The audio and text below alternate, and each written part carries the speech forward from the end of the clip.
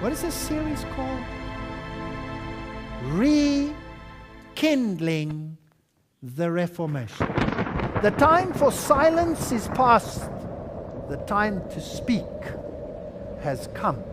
Wake up the whole world. Now is the high time to awake out of sleep. Today I'm going to show you the seed of the new world order and also the mark of the beast that they already have. All they have to do is enforcing their law.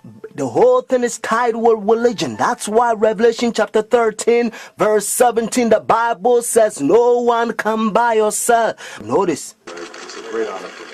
Thank you so much. Friends, I'm going to give you a little history and then I will tell you the power behind the scene, the New World Order. Constantine was the one who united the church and stayed together. Notice, during Dark Ages, pagan Rome, when he marched them to Tiber River, they said they was baptized. So when they came to the church, they was idol statue worshippers. So when they brought their statues in Roman Catholic Church, they start naming them Christian name, Jupiter and all this thing. They call them Peter and Rosary and all this paganism that they brought to Roman Catholic Church. He wrote, we must move as quickly as possible to a one-world government, a one-world religion, under a one-world leader. And some of the Christians they don't like, so they protest against. That's why they call them Protestants or Protestant. So they set up their Jesuit order during 1500. The reason they said their Jesuit order is to destroy the Christians that they protest against their paganism. I'm tired of people saying Christianity is a crutch. It's not a crutch, it's a cross. This planet is covered in blood as a consequence of people who stood for righteousness and truth. They also infiltrate the state to control the whole world. The Jesuits, they created Masons, and now they got Skull and Bones, Illuminatis, all them secret societies, friends. And what else? Obama and all them powers, they all belong to secret societies. I love everybody. I don't have a choice if I want to go to heaven, but I got to tell you the truth. He began to travel the world, over 100 trips in his 25 years. The world was watching. His first trip to a conference in Mexico in 1979 instantly transformed the world's idea of the papacy. Some 5 million jubilant people in one crowd, it was said to be the largest ever. Among those surprised was John Paul himself. The whole thing is tied with Bible. The church and state is going to unite in the last days, and they will bring the mark of the beast that the Bible says. So notice. You came from the conference I did, your old country. Yes. And it was successful. Successful, you have some decisions. It's not so easy in this course. The Iraq War has been another foreign policy challenge, beginning with John Paul's papacy. Other foreign policy priorities for Benedict include pushing for peace in the Holy Land and decrying rising secularism in Europe. He's also been quietly working to establish relations, something that was not possible during the last papacy, largely because of John Paul's role in the fall of communism in Poland. The Chinese obviously didn't want John Paul II running around China doing the same thing. Pope Benedict is not that kind of a threat to China. Most of the time, in places around the world, Vatican diplomats work outside the spotlight, where experts say they often have an advantage. Some question how much government leaders of today truly listen to what the Pope has to say. And that, observers say, is a moral authority that can't be measured by economic strength or military divisions. A moral authority Benedict hopes to draw upon when meeting with U.S. officials and speaking before the United Nations. I'm Kim Lawton in Washington. Now we can see a new world coming into view. A world in which there is a very real prospect of a new world order. Pope Benedict XVI is calling for a new world financial order. A document entitled Charity and Truth was released just hours before the G8 summit. Friends, the Jesuit order, they also infiltrate every religion, especially Sunday churches. That's why Revelation chapter 17 called this power. Paul, notice, the mother of harlot. Jesus Christ is the one who died for the whole world, and he's drawn everybody to himself. But this power, they don't want you to go to Jesus Christ. They want you to go to them and confess your sin to them. So notice what Revelation chapter 18 says. And they also infiltrate the kings, presidents. So notice, and he cried mightily with a strong voice, saying, Babylon the great is fallen, and is fallen, and is become the habitation of devils, and the whore of every foul spirit, and the cage of every unclean and hateful bird. For all nations have drunk of the wine of her fornications. And notice, and the kings of the earth have committed fornication with her. This battle is the final conflict of Satan himself to eradicate the Son of God from the minds of men. Friends, now I'm going to tell you their mark. Notice this power, the mark of the beast. Because notice, if the Bible says the mark of the beast, means this power has a mark. The beast is a language that God is using for this power. And they themselves, they says in their own book, the book of Catechism, the old version, notice, they says Sunday worship is their mark of authority.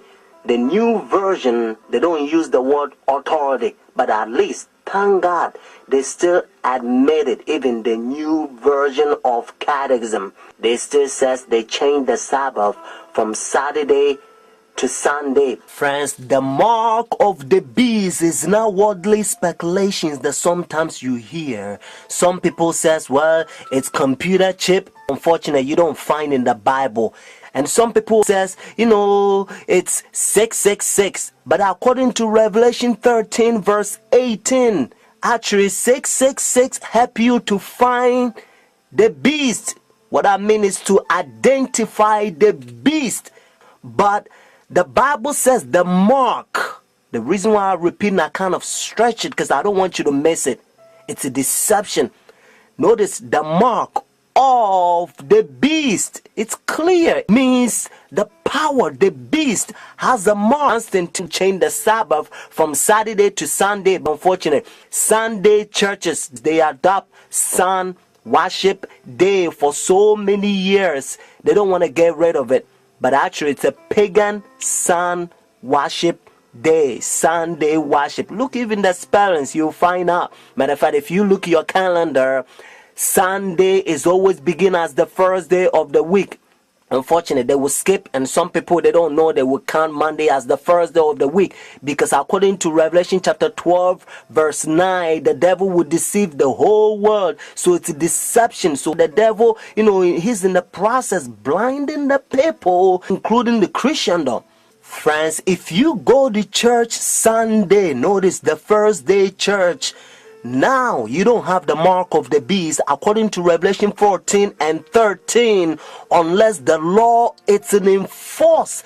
That's why now you hear different country, they try to forcing the people to now sell or do anything on Sunday because they try to enforce the law. But according to Bible, notice United States is the one who's going to cause the whole world to worship the beast. Their sun worship day means Sunday worship according to Revelation 13. So whenever United States enforce the law, then every country also going to enforce, because they control the whole world. Every president on the Roman Catholic Church. When our founders declared a new order of the ages, they were acting on an ancient hope that is meant to be fulfilled. And now, because they control every president in every country, they a new world order. So now they're using the president to sign up laws and all kinds of rules like gay and lesbian. And now they don't want you to talk about Bible.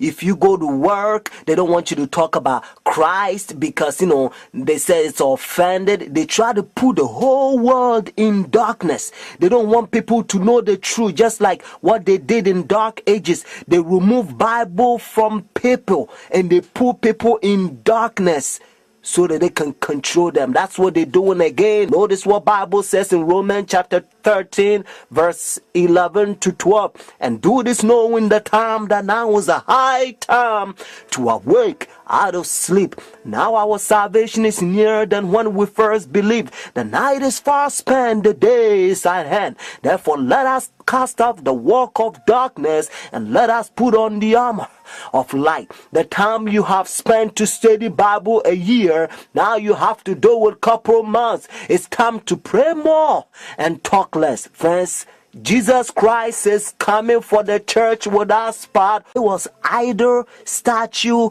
worshippers. So when they brought their statues in Roman Catholic Church, they start naming them Christian name, Jupiter and all this thing. They call them Peter and Rosary and all this paganism that they brought to Roman Catholic Church. He wrote, we must move as quickly as possible to a one-world government, a one-world religion, under a one-world leader. I'm gonna give you a little history, and then I will tell you the power behind the scene, the New World Order. Constantine was the one who united the church and stayed together. Notice, during Dark Ages, pagan Rome, when he marched them to Tiber River, they said they was baptized. So when they came to the church, they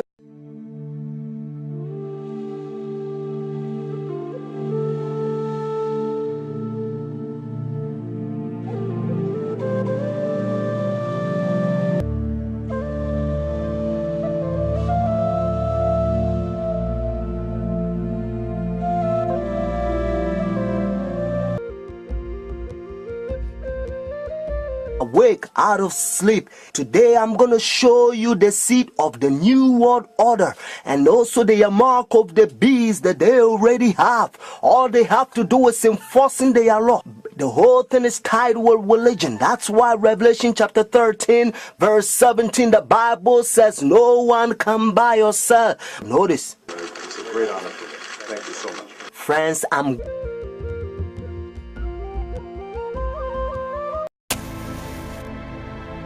What is this series called?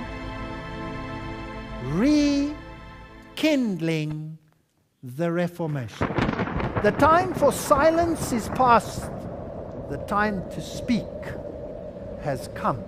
Wake up the whole world. Now is the high time to